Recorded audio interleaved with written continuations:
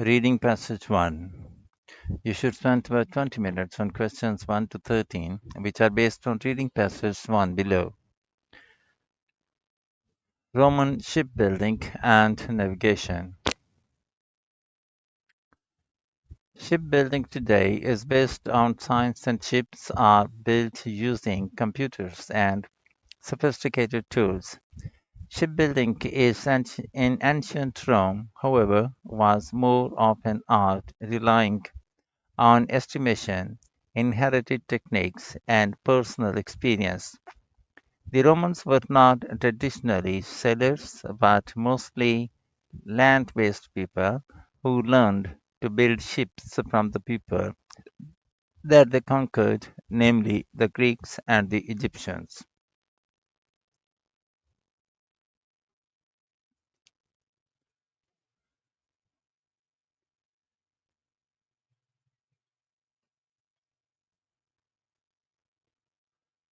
There are a few surviving written documents that give descriptions and representations of ancient Roman ships, including the sails and rigging. Excavated vessels also provide some clues about ancient shipbuilding techniques. Studies of these have taught us that ancient Roman shipbuilders built the outer hull first, and then proceeded with the frame and the rest of the ship. Planks used to build the outer hull were initially sewn together, starting from the 6th century BCE, and they were fixed using a method called mortise and tenon, whereby one plank locked into another without the need for stitching. Then, in the first centuries of the current era, Mediterranean shipbuilders shifted to another shipbuilding method still in use today, which consisted of building the frame first and then proceeding with the hull and the other components of the ship. This method was more systematic and dramatically shortened ship construction times. The ancient Romans built large merchant ships and warships whose size and technology were unequaled until the 16th century CE.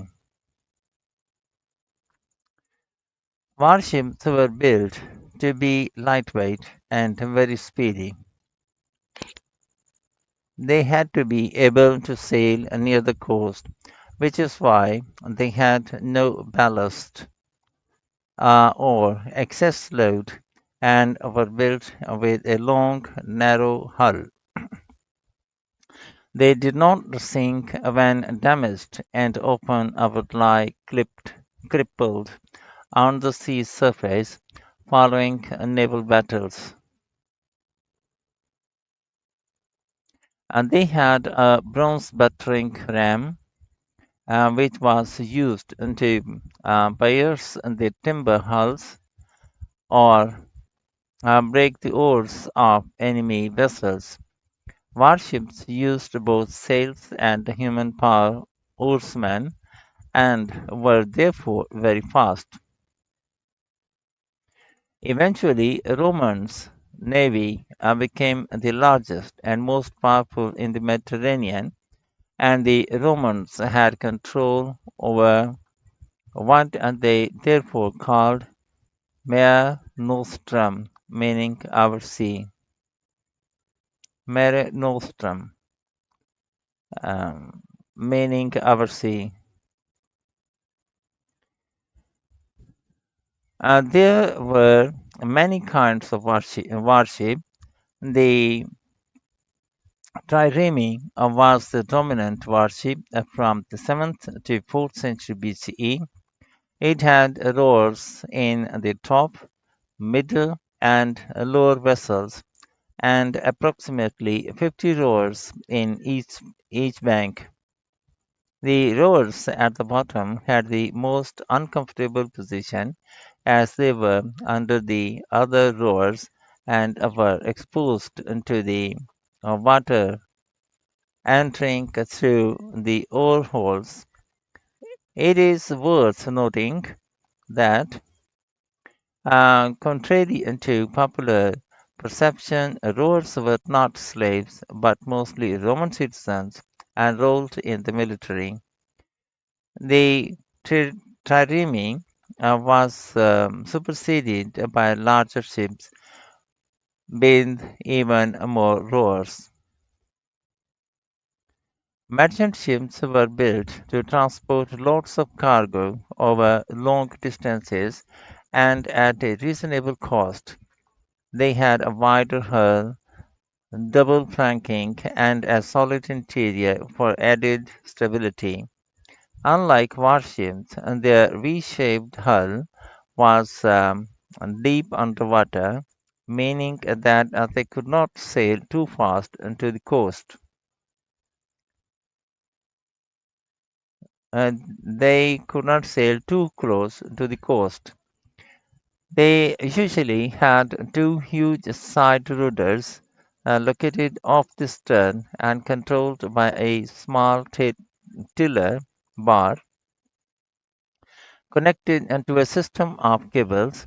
They had from 1 to 3 masts with large square sails and a small triangular sail at the bow. Just like warships, merchant ships used oarsmen, but coordinating the hundreds of oarsmen in both types of ship was not an easy task. In order to assist them, music would be played on an instrument, and oars would then keep time with this. The cargo on merchant ships included raw materials, for example, iron bars, copper, marble, and granite, and agricultural products, for example, grain from Egypt's Nile Valley. During the empire, Rome was a huge city by ancient standards of about 1 million inhabitants. Goods from all over the world would come into the city through the port of Pozzuoli, situated west of the Bay of Naples in Italy, and through the gigantic port of Ostia, situated at the north of Tiber River. Large merchant ships would approach the destination port and, just like today, be intercepted by a number of towboats that would drag them into the quay. The time of travel along the many sailing routes could vary widely. Navigation in ancient Rome did not rely on sophisticated instruments such as compasses, but on experience, local knowledge, and observation of natural phenomena. In conditions of good visibility, seamen in the Mediterranean often had the mainland or islands in sight, which greatly facilitated navigation.